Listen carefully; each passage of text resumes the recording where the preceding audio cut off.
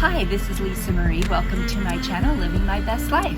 I make all kinds of videos having to do with how to live your best life, things that make me happy, and maybe some of them will help you too.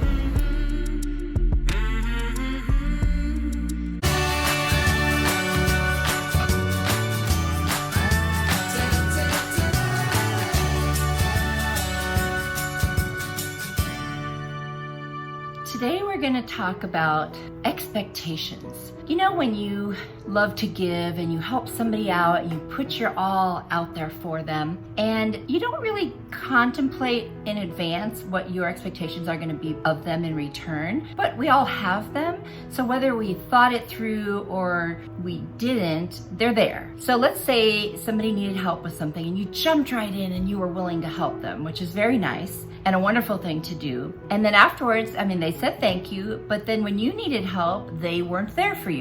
Well, one of the things that I have learned in life is that if I give, whether it's my time, a gift, my money, whatever it is, unless it's in exchange for something that's spelled out in advance, possibly even in a contract in some cases, I should not have any expectations of having anything come back to me, because I gave freely. Well, if I gave freely, which is how you should give, unless, like I said, it's a prearranged exchange. By giving freely, I'm saying, this is for you, and I'm not expecting anything in return. Yes, it's nice if you're thankful, and that seems like maybe a minimum thing. But beyond that, anything else I expect is really on me, because I created those expectations. I didn't communicate them. You didn't agree to them. It was all in my mind, and this agreement happened unconsciously. I may not have, been aware that I was thinking this or wanting this at all. And then next thing you know, here I am, and I'm mad and I'm frustrated and I'm a little resentful because you didn't offer anything back when I needed it. Now, a good friend, honestly, would do that, and you would never have to expect it. It just would be part of what a friendship is.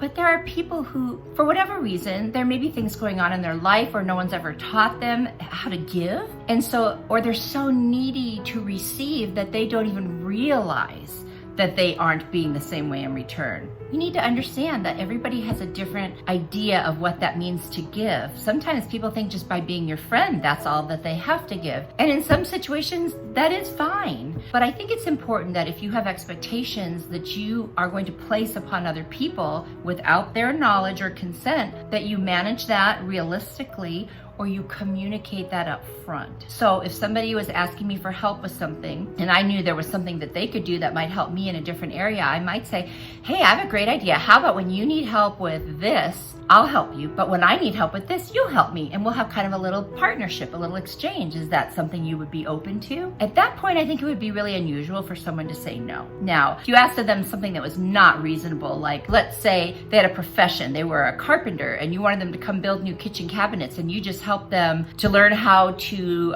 create a computer file or folder. A little bit uneven. Probably you're asking too much in return for what it was that you were doing. Now, if they wanted to, that would be on them. Or if they said, well, I could help you, and I could give you a discount because you're helping me with this. But if it's not a true fair exchange, then I wouldn't expect someone to say yes. But if it's just something like little for something little in return, sure, most people would be really willing to do that. And now you set some expectations that you have both agreed to and are both willing to carry out. So then if they don't, you have a basis now for feeling frustrated or resentful. And you can go back to them and say, hey, remember when we first talked about this, and I said I would do this and you agreed to do that, and when it came time, I did do that, but you didn't. Is everything okay? Did something happen that I need to know about? Do we need to make other plans or arrangements? Is there something else you'd rather do instead? And then try to get to the bottom of why they didn't do it. And if they just said, well, I didn't think it was that big of a deal. Well, now don't make those kind of arrangements with them anymore. And just say, hey, okay, I understand. So maybe you'll just need to find someone else to do X next time. That's the kind of thing that I would definitely put out there. Communication is everything. If you don't express your expectations and then talk it through, get their point of view in agreement or not, you really don't have any right to expect anything. Most people are disappointed because they create unrealistic expectations for the situation. Now, they may seem realistic to you, and that's because you're basing it on you and what you would do. Well, that person isn't you. You're the only you. You may be the only one who will have those exact feelings, and you may run into other people who have similar feelings. But when it all comes down to it, it's not fair. It's like making up a whole requirement for someone without telling them and then getting really mad that they didn't live up to it.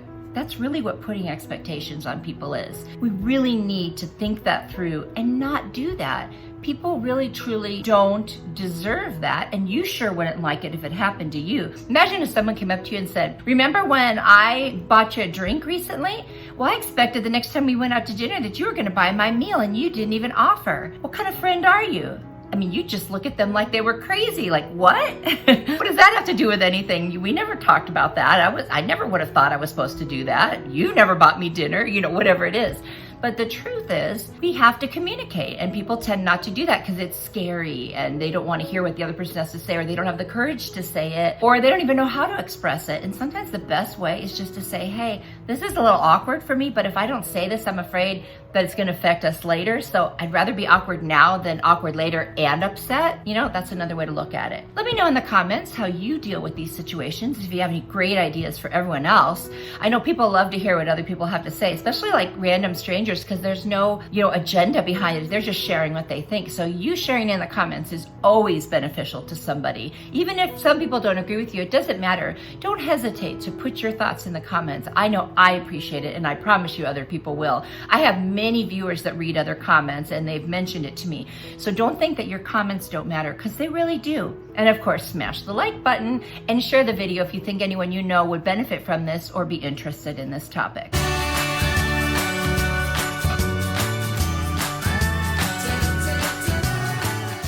Repping. That's when you rep or represent something and stand up for it. So now you know, and you can be part of the conversation. See you next time. Bye.